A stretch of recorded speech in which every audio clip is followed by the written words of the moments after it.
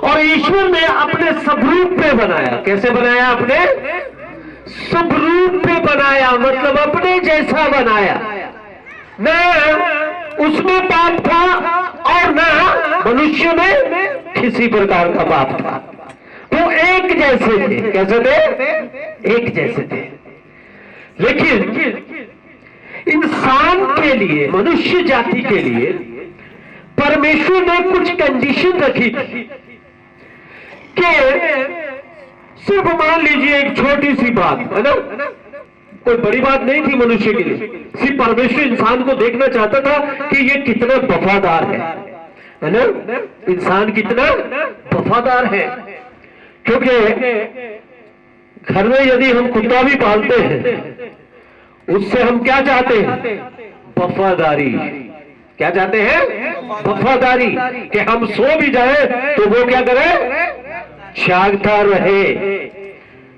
तो जिस इंसान को परमेश्वर ने अपने स्वरूप पे बनाया था, क्या परमेश्वर नहीं चाहेगा कि जैसा मेरा स्वरूप है, जैसा मेरा स्वभाव है, वैसा स्वभाव मनुष्य का भी हो?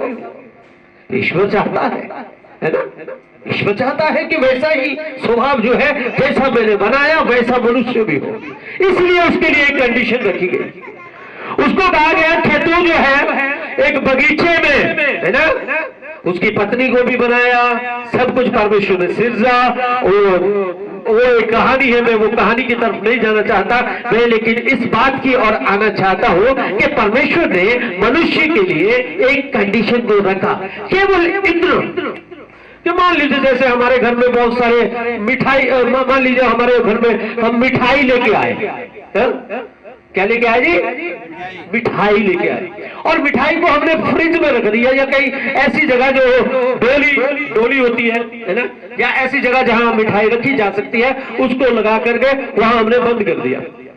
और बच्चों को कहा कि बच्चों मैं मिठाई तुम्हें खुद दूंगा, तुमने मिठाई को हाथ नहीं लगाना, खाना नहीं है ना।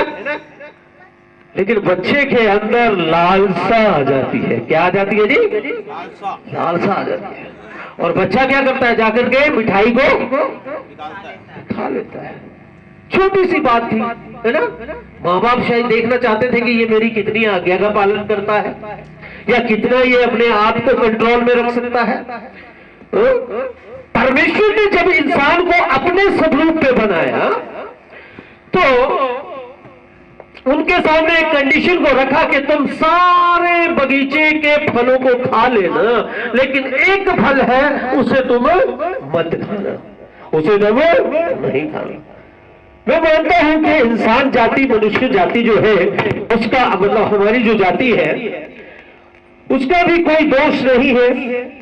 उसके सामने बताया जाता है कि शैतान, क्योंकि अगर ईश्वर है, एक स्वाभाविक सी बात मैं कह रहा हूं, अगर ईश्वर है तो शैतान भी है, उसका भी वजूद है, उसका भी वजूद है। और शैतान ने मनुष्य को भरमाया। क्या किया? भरमाया। स्त्री के पास गया, उससे कहा कि अगर तू ये फल खा ले जो तुझे ईश्वर ने मना किया है, तो तू ईश्वर के जैसे ही बन जाएगी। कैसी बन जाएगी? ईश्वर के जैसी बन जाएगी, तुम ईश्वर बन जाओगे। जबकि परमेश्वर ने पहले ही उन्हें अपने स्वरूप पे बनाया था। इस बात को भूल गई कि परमेश्वर ने कैसा बनाया था मनुष्य को?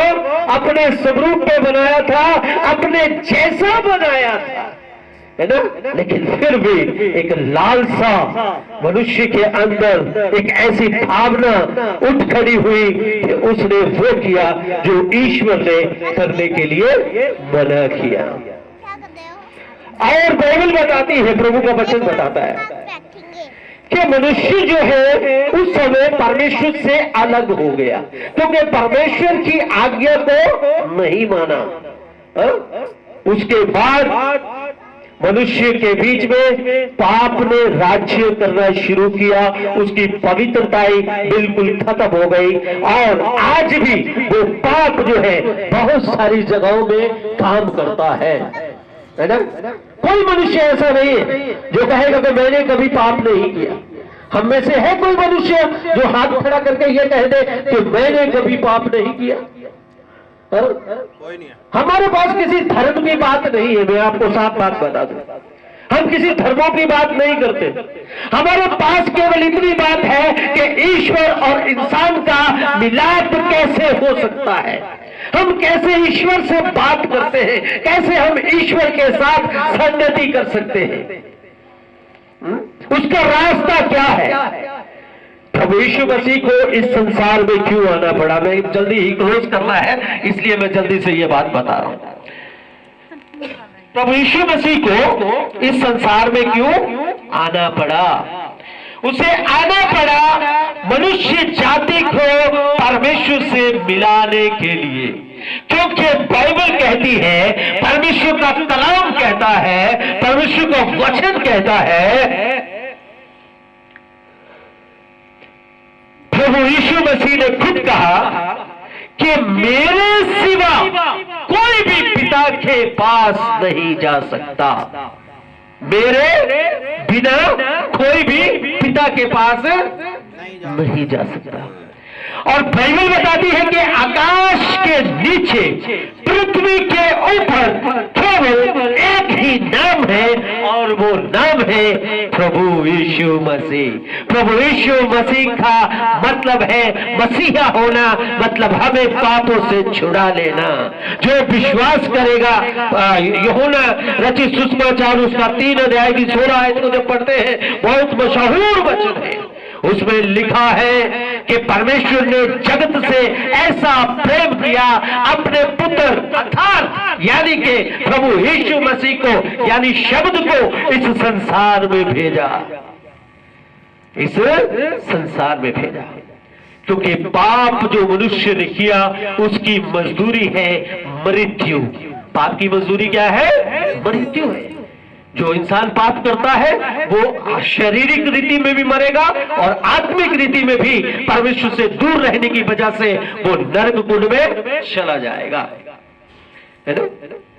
उस आग से बचाने के लिए प्रभु यीशु मसीह इस संसार में आए। इसमें किसी धर्म का लेना देना नहीं है।